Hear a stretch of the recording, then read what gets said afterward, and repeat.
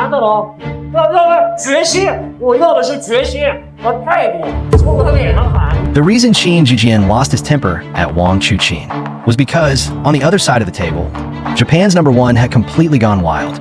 This was the men's singles final of the 2022 Xinxiang World Cup finals, a moment that would become the greatest crisis in the history of China's men's table tennis team. But the story began 1 month earlier. At the Chengdu World Table Tennis Championships, the men's team semifinal was set, China versus Japan. For Team China, the goal was clear, a historic 10th consecutive world title. Across the net stood Tomokazu Harimoto. Watching closely, waiting, back when he was only 13, he had already shaken the table tennis world, defeating Malo, taking down Zhang Jike, and triggering a storm across the sport. As he appeared in more international events, the world came to understand who he really was.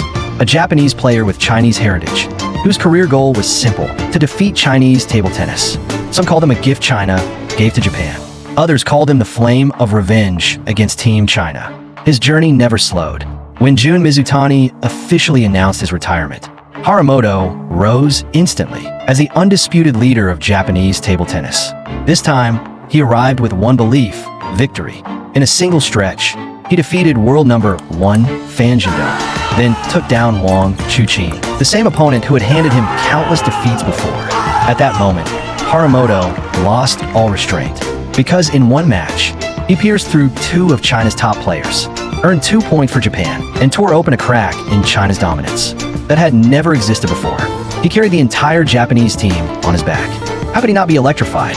Although Wang Chuqin eventually completed a miracle comeback, winning the decisive match 3-0, and sending China into the final. For Tomokazu Harimoto, he had already reached the peak of his life. Who could possibly stop him now? 1 month later, at the Xinxiang World Cup finals, Harimoto stormed through the bracket. In the semifinals, he swept Dimitrij Ovcharov 4-0 to reach the final. This was the best championship opportunity of his career. But on the opposite side of the table, Wang Chuqin knew something Harimoto didn't. His chances were running out. As Lu Guoyang once said, 其实有的时候看人就是一两场比赛，不会有太多机会。老给你机会的人，老把握不住的人，是吧？是会出问题的。浪费机会的人会受到惩罚的。 Everyone knew one thing. Xinxiang is Lu Guoyang's hometown. If Wang Chuqin were to lose again to Tomokazu Harimoto on Chinese soil, the damage to his career would be unlike anything before. That pressure lit a fire inside him, with emotion rising and momentum on his side. Wang surged ahead to a 3-1 lead. But in Game 5, Harimoto launched a desperate counterattack. He disrupted the rhythm. He broke the timing. He dragged the match back into chaos. 3 points slipped away in a row. And just like that, Wang dropped the game 8-11.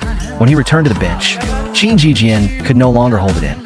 Seeing Harimoto's explosive celebrations across the court, his patience snapped. He turned toward Wang Chuqin, and the lecture began.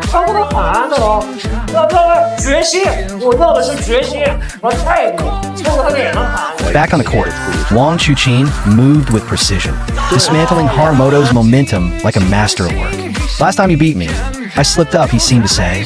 This time, there's no way you're going back to Japan with the win. From that moment, the match became pure chaos. A battle unhinged, unstoppable. No matter how the Japanese Prodigy screamed or fought, Wang played like a force of nature, unstoppable and relentless. Because losing to anyone else was fine, but losing to Japan? Absolutely not. When victory finally came, Wang Chuqin ran straight to Chairman Liu, proving that he had seized the moment.